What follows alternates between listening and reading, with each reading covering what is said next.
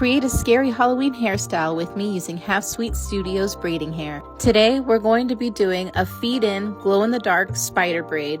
We're going to use half a pack of Magician to create our feed-in spider braid. To create the spider, you need to part your hair at a diagonal, like arrow points, with a diamond in the middle. For the front, I'm going to have 6 parted sections and 1 middle diamond. The larger 2 sections around the diamond will be the legs, and the closest 2 sections to the body will be the spider's fangs. The body of the spider will be the diamond. We're going to start off by braiding the fangs. When I do my feed-ins, I like to have a little section that anchors down my front. My hair can be very slick and loose, so I like to have an anchor to grip the braids and make it sturdy. Make sure as you're braiding your feed-in that your braid does not roll.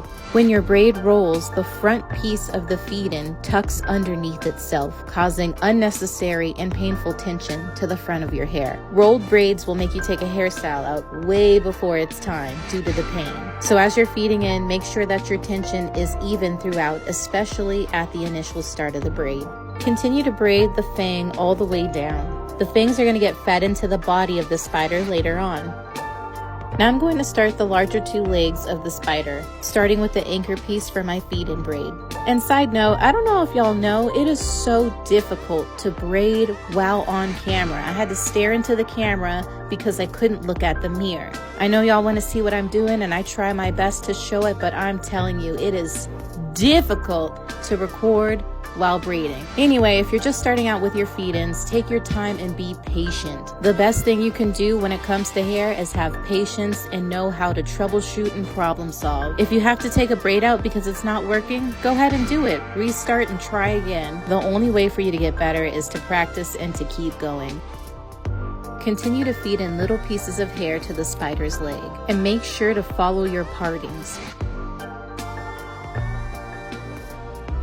This is the part right here when I even had to tell myself to trust the process because I just couldn't figure out how it was gonna look without seeing it. You know what I mean? I could see it in my mind, but I wasn't seeing it on my hair. So just trust the process, keep braiding in your legs, and you're going to see that it's gonna come out as a spider. And check this out, you can see my braid roll right there, but then I fixed it with the proper tension. The anchor point of the feed-in should always be sticking outward and never underneath the braid. That's what it means when it rolls.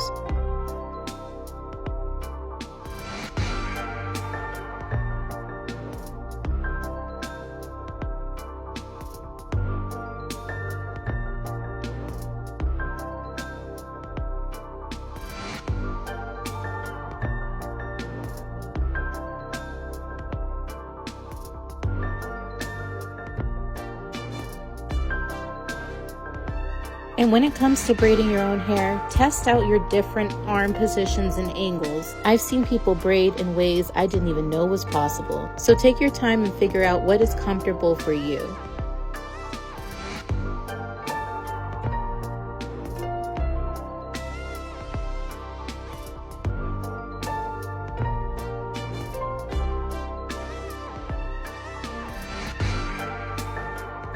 Now that all the fangs and legs are done, it's time to start braiding the body.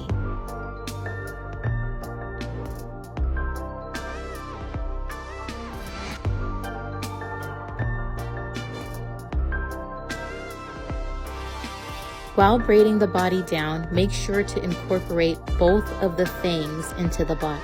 Do not braid in the legs. They're going to be left out and finished at a later point.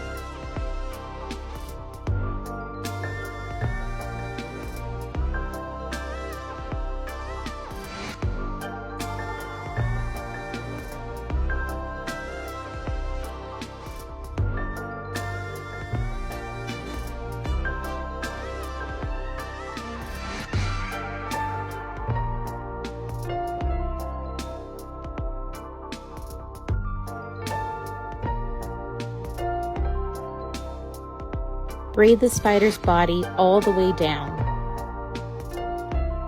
Now we're going to finish up the hairstyle with large feed-in braids. For my large feed-ins, I used 4 packs of Half Sweet Studios braiding hair. I started with the spaces underneath the spider. Before I can finalize the construction of the spider, I need to make sure all this loose hair is braided up.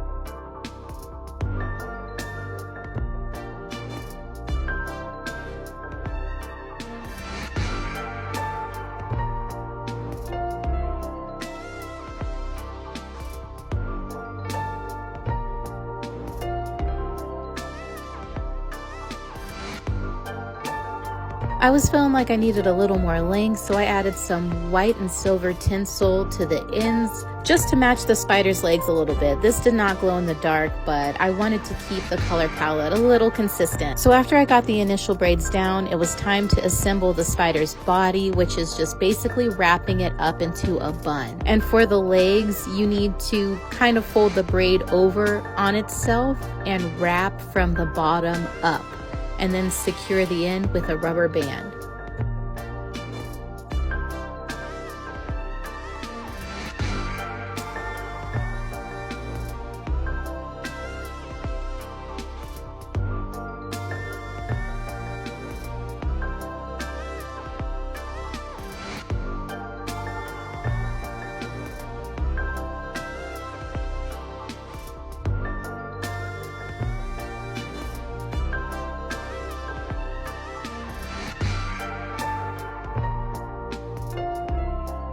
Adjust the legs as necessary. After a night of sleep, the stiffness of the legs will lessen. And after all that hard work, we are left with this beautiful fat sack mommy spider that not only glows in the dark, but its little legs moves as I move.